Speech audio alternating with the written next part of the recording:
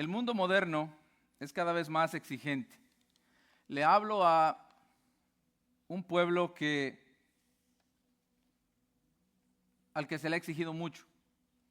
La mayoría de nosotros hemos emigrado de otros países y al llegar a este lugar nos encontramos con nuevas exigencias, algunas que ni siquiera conocíamos en nuestros países, sino hasta que llegamos acá. Las obligaciones normales de la vida están ahí. Si usted está casado o casada, su pareja le exige a usted, y no en el mal sentido, en el buen sentido. Hay una exigencia. Cuando usted se casa, viene la exigencia de su pareja, que le exige amor, le exige respeto. Cuando usted es padre, sus hijos le exigen cuidado, le exigen atención. En conjunto, su familia demanda de usted protección y provisión. Y luego viene la sociedad que también nos exige una conducta adecuada, como buen ciudadano, buen vecino, como dice el eslogan de la aseguranza. Si suma todas estas cosas, exigencias obligatorias y también otras que no son obligatorias, le decía, cuando llegamos a este país, yo me di cuenta que había algo llamado el sueño americano, por lo que la mayoría de nosotros nos desvivimos y nos desvelamos y literalmente nos consumimos para alcanzar el famoso sueño americano. El problema es que para alcanzar el sueño americano usted tiene que descuidar a su esposa o a su esposo y ya no ser tan amoroso y tan respetuoso porque no le queda tiempo. Para alcanzar el sueño americano usted tiene que descuidar a sus hijos y ya no los puede cuidar ni darles la atención que ellos exigen. Todo esto, hermano, unido a que ahora la sociedad moderna con el auge de las redes sociales, las tendencias de moda vienen y lo atrapan y lo alan a usted, especialmente a la juventud. Hay que estar a la moda, hay que seguir las tendencias de redes sociales, etcétera. Y todo eso son exigencias y más exigencias, y parece que vivimos solo para que nos exijan de un lado y nos exijan de otro. Resultado, nos llenamos de ansiedad. ¿Usted sabe lo que es la ansiedad? ¿La ha vivido? ¿La ha padecido? No. Bueno, por si no sabe lo que es ansiedad, es una sensación de miedo, nerviosismo o inquietud ante una situación difícil o desconocida o incierta. Sensación de miedo, nerviosismo e inquietud ante una situación difícil o desconocida. Cualquiera pensaría que es una enfermedad moderna del siglo XXI, pero no, viene desde los tiempos bíblicos. En Génesis 32:3 encontramos la historia de un par de hermanos que se distanciaron porque uno era tramposo. ¿Sabe a quién me refiero?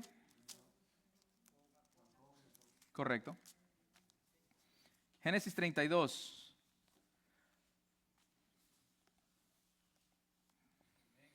Usted puede leer del 3 al 11. No lo vamos a leer. Usted conoce la historia. Y qué bueno que la conozca. Porque Jacob se llenó de ansiedad cuando tenía que encontrarse con su hermano. La Biblia dice que llegó el momento en que Jacob tenía que volver a su tierra y su hermano Esaú venía a encontrarlo con un ejército de 400 hombres. Jacob conocía el carácter de su hermano Esaú y sabía lo que le había hecho. Por lo tanto, él sabía que no venía en una caravana para decirle, hola hermanito, ¿cómo estás? Bienvenido a casa. Él sabía que su hermano era un hombre fiero, sanguinario, cruel, y estaba enojado con él. Y había jurado que se iba a desquitar de su hermano un día. Pues ahora, resulta que Jacob está lleno de ansiedad ante el encuentro con su hermano. Leamos el 9, 10 y 11 de Génesis 32. Y dijo Jacob, Dios de mi padre Abraham y Dios de mi padre Isaac, Jehová, que me dijiste, vuélvete a tu tierra y a tu parentela y yo te haré bien. Menor soy que todas las misericordias y que toda la verdad que has usado para con tu siervo, pues con mi cayado pasé este Jordán y ahora estoy sobre 2 campamentos. 11. Líbrame ahora de la mano de mi hermano, de la mano de Esaú. ¿Por qué? ¿Por qué? Porque le temo. Está tan asustado que agarró a unas mujeres y las mandó adelante. Mire qué buen padre, protector. Agarró a unas mujeres con los niños y los mandó adelante. Él dijo que era para que su hermano se suavizara al ver las mujeres y los niños. Bueno, si usted le cree a Jacob está bien, acuérdese que es tramposo, es medio tramposo. Pero él tenía razón de estar preocupado porque sabía lo que le había hecho. Jacob se llenó de ansiedad ante el encuentro con su hermano. Recuerde, sensación de miedo, nerviosismo e inquietud ante una situación difícil y desconocida o incierta. Tenía razón, había engañado a su hermano, había engañado a su padre, tomó la primogenitura de su hermano y tomó la bendición de su papá. Tenía razón de estar ansioso. Por lo tanto, aparece la ansiedad ante la posibilidad de un terrible encuentro sangriento con su hermano.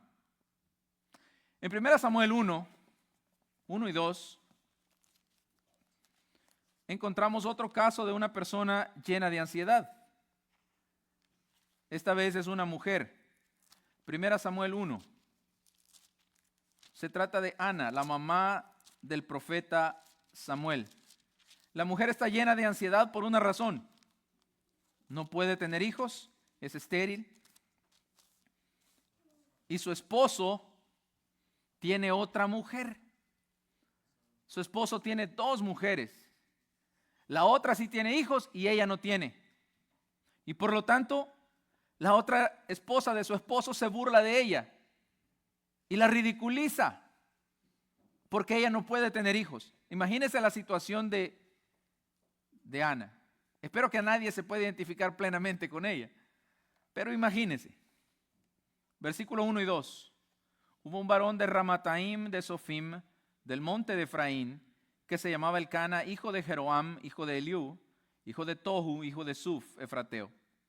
Y tenía él 2 mujeres. El nombre de una era Ana y el de la otra Penina. Y Penina tenía hijos, mas Ana no los tenía. Y todos los años aquel varón subía de su ciudad para adorar, y para ofrecer sacrificios a Jehová de los ejércitos en Silo, donde estaban 2 hijos de Elí, Ofni y Finees, sacerdotes de Jehová. Mira el 6. Y su rival la irritaba. ¿Quién era su rival? Penina.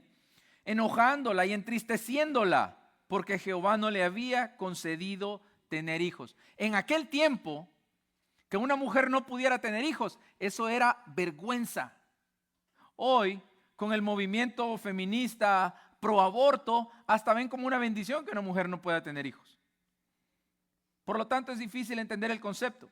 Pero para aquel tiempo era una burla, era una situación de ridículo y vergüenza que una mujer no pudiera tener hijos.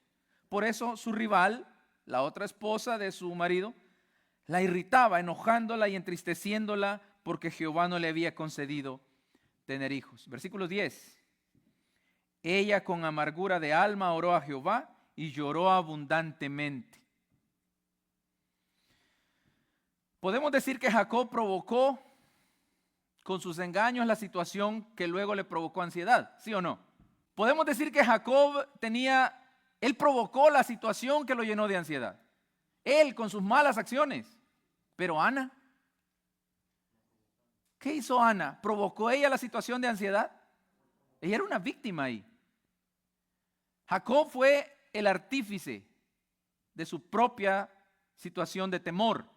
Él la provocó, pero Ana no. Me imagino a Ana con temor de ver a Penina cada vez en la cocina, al encontrarse las 2 mujeres ahí y aquella se burlaba. Me imagino que ya ni salía de su cuarto. O que por alguna razón trataba de no encontrarse con su rival, la otra mujer de su esposo. La cosa hubiera sido, no se centre en la bigamia del hombre, en que tenía dos mujeres, no se centre ahí. Culturalmente en aquel tiempo era más aceptable que hoy. Céntrese en el hecho de que ella se escondía por temor a ser ridiculizada de nuevo. Si usted en algún momento lo han ridiculizado, usted sabe lo que se siente encontrarse con la persona que la ridiculiza. Usted va a tratar de evitar a esa persona todo el tiempo. Entonces, Jacob provocó con sus engaños la situación que luego le generó ansiedad, pero Ana no. Ana, por voluntad de Dios, no le dio hijos. Entonces ella no provocó esa situación. Pero ya sea que la hayamos provocado o no, usted y yo, todos, vamos a enfrentar en algún momento una forma de ansiedad, una forma de temor. Pregúntele a un niño que le hacen bullying en la escuela. Pregúntele si va contento a la escuela. Cuando amanece, ese niño amanece cohibido, encerrado en sí mismo, amanece con temor, no quiere ir a la escuela. Porque sabe que allá en la escuela está la persona o personas que lo ridiculizan, que lo hacen sentir mal, y aquel niño se llena de ansiedad. ¿Qué decimos nosotros, los padres, que no entendemos eso? ¿A quién regañamos? Al niño. Este no quiere ir a la escuela. No entendemos que la ansiedad, el temor, el nerviosismo de ir al lugar donde se burlan de él, donde lo ridiculizan, es grande. Bueno, pero ya sea que lo hayamos provocado o no, vamos a enfrentar ansiedad tarde o temprano. Aún Jesús experimentó ansiedad. Aún el Hijo de Dios, en los días en que estuvo en la carne, Él experimentó ansiedad horas antes de su crucifixión. En Mateo 26, 36 al 38, usted encuentra la historia de Jesús en el huerto de Getsemaní. 26, 36. Entonces llegó Jesús con ellos a un lugar que se llama Getsemaní y dijo a sus discípulos: sentaos aquí entre tanto que yo voy allí y oro. Y tomando a Pedro y a los dos hijos de Zebedeo, comenzó a, ¿qué dice? Entristecerse y angustiarse. La angustia es una de las formas de notar la ansiedad, la angustia. Comenzó a entristecerse y angustiarse en gran manera. Entonces Jesús les dijo: mi alma está muy triste hasta la muerte. Quedaos aquí y velad conmigo. Lucas, el otro escritor del otro evangelio, dice en el 22:44 que cuando él oraba, su sudor caía a tierra como grandes gotas de sangre. Y usted se pregunta, ¿por qué sangre? No es solamente una figura, sino es un cuadro médico literal. Hay momentos de extrema presión, de extremo temor, de extremo miedo y terror, que puede provocar que los vasos capilares, las pequeñas venas que hay en las glándulas que producen sudor, se rompan por la presión, por el miedo. Y eso era lo que Jesús estaba experimentando aquella noche. ¿Miedo a qué? A algo incierto. Miedo a algo desconocido, a algo difícil. Miedo a enfrentar la ira de su padre como un pecador. La ciencia médica hoy le llama a esta condición hematidrosis. La persona empieza a sangrar de la piel, especialmente la piel del rostro. Se sangra alrededor de los ojos, se sangra por la boca, por la nariz, los oídos.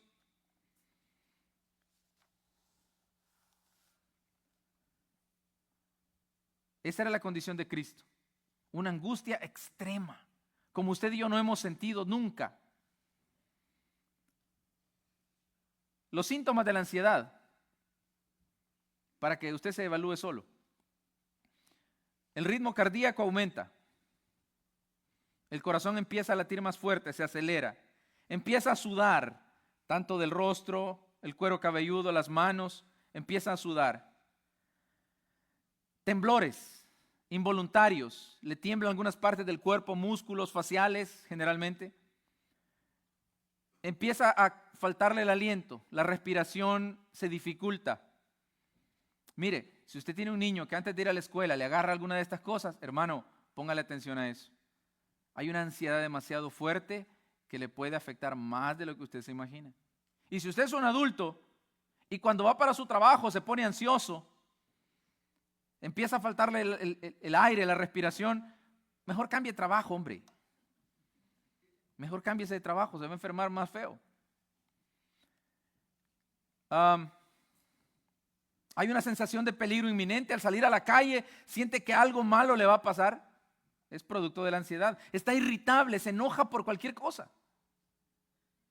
Si su trabajo la irrita demasiado, que llegue enojado con su esposa, su esposo, o llegue enojado con sus hijos a desquitarse con sus hijos a la casa. Si su trabajo le irrita tanto, o su jefe le irrita tanto, o sus compañeros de trabajo le irritan tanto, hasta ese punto, deje ese trabajo.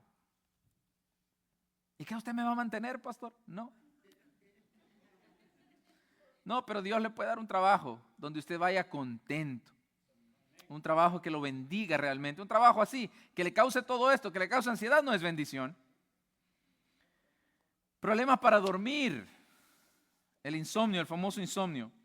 Y esto puede volverse un trastorno crónico que va a durar meses. Y luego vienen ataques repentinos de pánico. Óigame, esa es una persona ansiosa que necesita tratar esa ansiedad lo más pronto posible. No lo voy a mandar al psicólogo, no. Lo voy a mandar a que lea conmigo. Filipenses 4:6.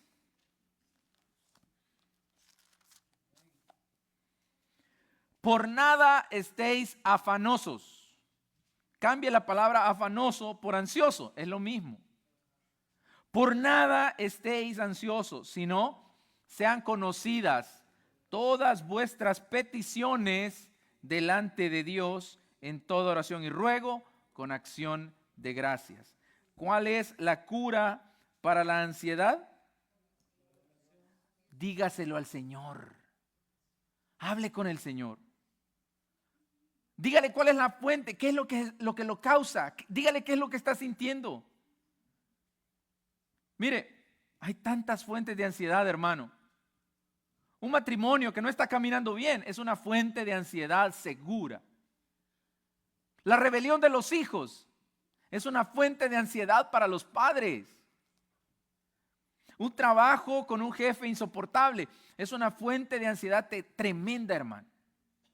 Un pastor que lo regaña por todo puede ser fuente de ansiedad. Sí, hermano. Conozco pastores que tratan a la gente tan mal que la gente va a la iglesia ya por miedo. Ya no porque amen a Cristo, sino para que el pastor no lo regañe el siguiente domingo. ¿Yo qué gano con que usted esté aquí a la fuerza, hermano? Yo no gano nada. El Señor no me mandó a regañar a nadie. No estamos aquí para regañarlo o sacarle en cara a usted sus debilidades o sus defectos. Usted lo conoce muy bien y el Señor también, y eso es todo lo que me interesa. Pero venga el Señor, hágaselo saber al Señor. No hay mejor protección o remedio contra la ansiedad que refugiarnos bajo la sombra del Todopoderoso, bajo las alas del Altísimo, bajo la sombra de Dios. Refúgiese en el Señor. Él nos invita a descansar en Él. ¿Acaso no es el Señor el que dijo, vengan a mí los que están trabajados y cargados? Cámbiele cargado por ansioso y queda perfecto. Venid a mí los que estáis trabajados y ansiosos y yo los haré descansar. Al venir a este país, vinieron muchas fuentes de ansiedad más que desconocíamos. Y ahora nos tienen atados. Nos mantenemos atados. El Señor nos invita a descansar en Él. Él nos protege. El Señor quiere protegerlo a usted, proteger a sus hijos, proteger su vida de la ansiedad. ¿No protegió el Señor a Jacob de Esaú? Señor, líbrame de la mano de mi hermano. Él hizo lo que tenía que hacer. Fue y le dijo al Señor cuál era la fuente de su ansiedad. Señor, líbrame de la mano de mi hermano porque le tengo miedo. Porque lo conozco, este me va a matar a mis mujeres y a mis hijos. Señor, líbrame de la mano de mi hermano, porque le temo. ¿Y qué pasó cuando se encontraron? Usted lo lee en Génesis 33 del 1 al 4. Se abrazaron y lloraron. Porque Jacob tuvo la suficiente sabiduría de no querer resolver su fuente de ansiedad por él mismo, aunque él había provocado, pero fue suficientemente sabio para ponerle en las manos de Dios, y Dios obró. Y Dios trajo al corazón de Esaú una situación que Jacob desconocía. Aquellos hermanos se abrazaron y lloraron, y en las lágrimas se fue la ansiedad de Jacob. ¿Qué hizo Ana? Ana oró al Señor, la mamá de Samuel. Oró al Señor y le dijo: Señor, si me das un hijo varón, hasta le pidió el género. Señor, si me das un hijo varón, yo te lo voy a dedicar. Todos los días que viva, va a vivir para ti. No le va a pasar navaja sobre su cabeza, no va a beber vino ni sidra, no va a probar alcohol, porque lo voy a dedicar a ti todos los días de su vida. Pregunta, ¿qué pasó con Ana? Dios le concedió su petición y se acabó la ansiedad. Penina no pudo ridiculizarla más ni burlarse más de ella. En la medida que crecía su vientre, la ansiedad se disipó y se acabó. Y nos queda Jesús. Jesús también oró: Padre, si es posible, pase de mí esta copa. Pregunta, ¿qué pasó con Jesús? Él también se dirigió a Dios. Jacob se dirigió a Dios y se acabó la ansiedad. Ana se dirigió a Dios y se acabó la ansiedad. Jesús se dirigió a Dios, ¿y qué pasó? ¿Lo libró el Señor? El Señor no lo libró de la muerte, pero le dio la fortaleza para atravesar la dificultad sin ansiedad. En el Calvario, en el Gólgota, en la cruz, no vemos a un Salvador tembloroso, dudoso. Vemos a un Salvador confiado, entregado plenamente a la voluntad de su Padre, que sabía que era la voluntad perfecta. Y él ya, en ese momento, él ya era dueño de sus reacciones. Él era dueño de sus acciones y de sus reacciones. En la cruz vemos a un Salvador decidido a entregar su vida en rescate por muchos. No vemos a un Salvador ansioso, temeroso. Lo vemos dueño de la situación. Ahora, ¿qué va a hacer el Señor con nosotros? Quisiera decirle que el Señor le va a desaparecer la fuente de la ansiedad, pero no me corresponde a mí saber eso. Probablemente la fuente de la ansiedad permanezca. Probablemente, tal vez el Señor la quite, pero y si no, Él le va a dar la fuerza para sobrellevarlo. Estamos a las puertas de un nuevo año. ¿Hay algo que le causa ansiedad para este año que viene? No me responda, respóndase usted. ¿Hay algo que le cause ansiedad? ¿Migración tal vez? Hermanos, seamos honestos. ¿La economía? ¿El trabajo? ¿Hay algo que le causa ansiedad? ¿Y si pierdo la casa este año que viene? ¿Y si el sueño americano se me derrumba, se me cae a pedazos? ¿Y si me enfermo? Mire, los que estamos envejeciendo, la vejez es otra fuente de ansiedad, se me había olvidado. No, los muchachos de 25 años no se preocupan todavía.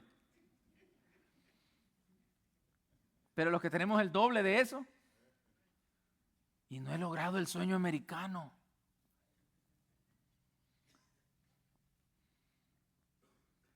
Si hay algo en este año que viene que le está causando a usted ansiedad desde ya, hermano, usted no tiene que darle cuenta a nadie más que al Señor. Usted no tiene que rendirle cuenta a nadie más que al Señor. No, que toda la gente de mi edad ya tienen su vida resuelta. Ya tienen su retiro asegurado, les van a dar como $4,000 al mes cuando se retiren. Y yo no tengo ni siquiera número de seguro social.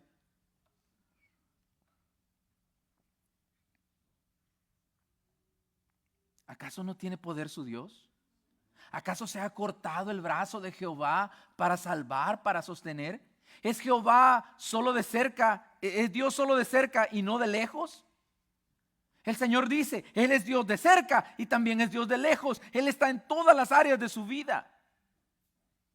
1 Pedro 5:7. Echando toda vuestra ansiedad sobre Él. Echando toda vuestra ansiedad sobre Él. ¿Por qué razón? Porque Él tiene cuidado de vosotros. ¿Y por qué Él tiene cuidado de nosotros? De usted y de mí. ¿Por qué? Porque somos sus hijos en una expresión, porque nos ama, porque le pertenecemos, porque nos creó, nos formó y luego nos compró con su sangre. Por eso Él tiene cuidado de nosotros. Somos suyos, porque le pertenecemos a Él. ¿Usted cree que ese niño está ansioso? Mire la carita de ese niño. Yo no le había dicho a Marisela el mensaje, solo le di el tema nomás. Y ella siempre le pone una imagen. Y cuando vi la imagen, esta me va a servir. ¿Usted cree que ese niño está ansioso? Oh, ¿cómo le voy a hacer cuando crezca? ¿Y si no tengo para ir al college? ¿Y si me despiden del trabajo? ¿Y si no llego a desarrollar fuerza para hacer ninguna tarea? ¿Y si el presidente de turno, cuando yo sea adulto, no me beneficia? ¿Y si me toca emigrar a otro país? Ese niño no está preocupado porque está en las manos de su papá. El que se preocupa es el papá. Y usted tiene un padre que se preocupa por usted. Él tiene un padre que cuida de usted. La escritura dice, si nosotros siendo malos, si nosotros que somos malos, sabemos darle buenas dádivas a nuestros hijos, ¿cuánto más nuestro Padre que está en el cielo, que es bueno, le dará buenas cosas a los que le pidan? Echa toda tu ansiedad sobre Él, porque Él ha prometido cuidar de ti. Pero hágalo en serio. Que no quede solo en el papel, que no quede solo como un texto bonito de la Escritura, sino que se vuelva real en usted, que se vuelva parte de su vida. Eche su ansiedad sobre Dios. A usted lo que le puede causar, hermano, es un ataque al corazón. No es broma, es en serio. Una embolia es lo que le puede dar si está tan ansioso. Pero a Dios no. A Él nada lo pone ansioso. Él tiene cuidado de todo y de todos. Al tiempo que lo está sustentando a usted, está sustentando a los 7, casi 8 billones de personas de la tierra. A todos nos sustenta al mismo tiempo. Y Él nos va a dar paz. Leamos la segunda parte de Filipenses 4. Leímos Filipenses 4:6, leamos el 7. Y la paz de Dios, que sobrepasa todo entendimiento, guardará vuestros corazones y vuestros pensamientos en Cristo Jesús. ¿Puede venir aquí al frente, congregación de Cristo, iglesia de Cristo? ¿Puede venir aquí al frente un momento? Y la paz de Dios, que sobrepasa todo entendimiento, guardará vuestros corazones y vuestros pensamientos en Cristo Jesús. La ansiedad no es otra cosa que miedo al futuro. Vénganse más acá, aquí, mire aquí todo el espacio que tenemos adelante. La ansiedad no es otra cosa que miedo al futuro, a la incertidumbre de no saber qué va a pasar. Mire, lo peor que le puede pasar a usted o a mí, lo peor que nos puede suceder es que nos muramos. Algo peor que eso no le va a pasar. Y si nos morimos, usted sabe para dónde vamos. Usted tiene seguridad. Entonces, pero en el futuro, hermano, Cristo ya está allí. Él ya está en el futuro. Él ya tiene el futuro garantizado para usted. Y no va a pasar en su vida absolutamente nada que no sea la perfecta voluntad del Señor. Jesucristo fue a la cruz con esa convicción. Que lo que iba a pasar en el madero era exactamente lo que estaba determinado por el Padre para que le sucediera a Él. Por lo tanto, Él en el madero, hermano, estaba completamente confiado en las manos del Padre, como el niño que vio en la foto hace un momento. Con dolor, sí. Con vergüenza, sí. Pero confiado. Cuando él pronunció estas palabras al final de su martirio: Padre, en tus manos encomiendo mi espíritu. Esas no son las expresiones de un hombre ansioso. Esas son las expresiones de un hombre confiado. Cualquiera que no supiera dónde estaba diría que él estaba en su cama, acostado o en una hamaca o en un sillón. Pero él estaba crucificado cuando dijo estas palabras. Usted nunca va a estar en ese grado de tortura. Todo lo que usted experimente, suponiendo que fuera difícil, no va a ser ni cerca de la crucifixión de nuestro Señor. En cambio, usted tiene promesas preciosas que se van a cumplir, si no en su tiempo de vida, en la eternidad, cuando usted pase a la presencia del Señor. Pero yo le garantizo, porque lo he visto, hermano, lo he visto. Dios es tan bueno que no te deja servir sin ver el resultado de tu servicio. Dios no es injusto para olvidar las buenas obras que usted ha hecho. Él siempre te motiva dejándote ver el resultado de tu vida consagrada a Él. No es que usted va a estar consagrado al Señor día y noche y solo va a estar recibiendo mal y solo mal. No, cualquiera se desanima ante ese cuadro. Cualquiera.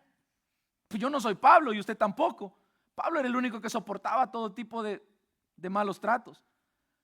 Pero Dios lo va a dejar a usted sentir, saborear algo del cielo aquí en la tierra. Cuando yo llego a mi casa, no me estoy jactando. Aquí hay gente que me conoce de más de 20 años. Y yo siempre he dicho esto y no miento. Y Dios sabe que no miento. Especialmente Dios sabe que no miento. Cuando yo llego a mi casa y la puerta se cierra y estoy solo con mi esposa, con mis hijos, yo estoy saboreando el cielo dentro de mi casa. Porque la gente que más amo, la gente que más me importa, a la gente por la que vivo, está allí. Y mi esposa me ama. No tengo duda que me ama. Mis hijos me aman y me respetan. Y no tengo duda que me aman y me respetan. El Señor me deja saborear un poquito del cielo aquí en la tierra. Para que sepas que vale la pena servir al Señor, consagrarte al Señor. Y luego viene la eternidad, que para qué le cuento. Y luego viene la eternidad con el Señor. Pero para que lleguemos allá, usted tiene que experimentar primero todo lo que la tierra implica. Va a haber ansiedad. No es pecado sentir ansiedad. Repito, Jesús lo sintió. Jacob lo sintió. Ana lo sintió. Y muchos hombres más lo sintieron. Pedro se puso ansioso la noche de la crucifixión, la noche del arresto de Jesús. Tú eres de ellos, tú eres Galileo, hablas como ellos. No, yo no conozco a ese hombre, no sé lo que dices. Me confundes. Ansioso. Pero cuando el Señor viene después de crucificado, Pedro, ¿me amas más que estos? Señor, tú sabes todas las cosas.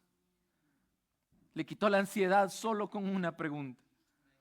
Dios hace lo mismo con nosotros, hermano. ¿Algo le causa ansiedad? Díganme, piénselo. ¿Qué le causa ansiedad? ¿Su matrimonio? ¿Sus hijos? ¿Su trabajo? ¿Su condición migratoria le causa ansiedad? Póngalo en las manos de Cristo, echando toda vuestra ansiedad sobre Él. Él tiene cuidado de vosotros. Nuestro Dios nos ama y nos ama mucho más de lo que nosotros podamos imaginar.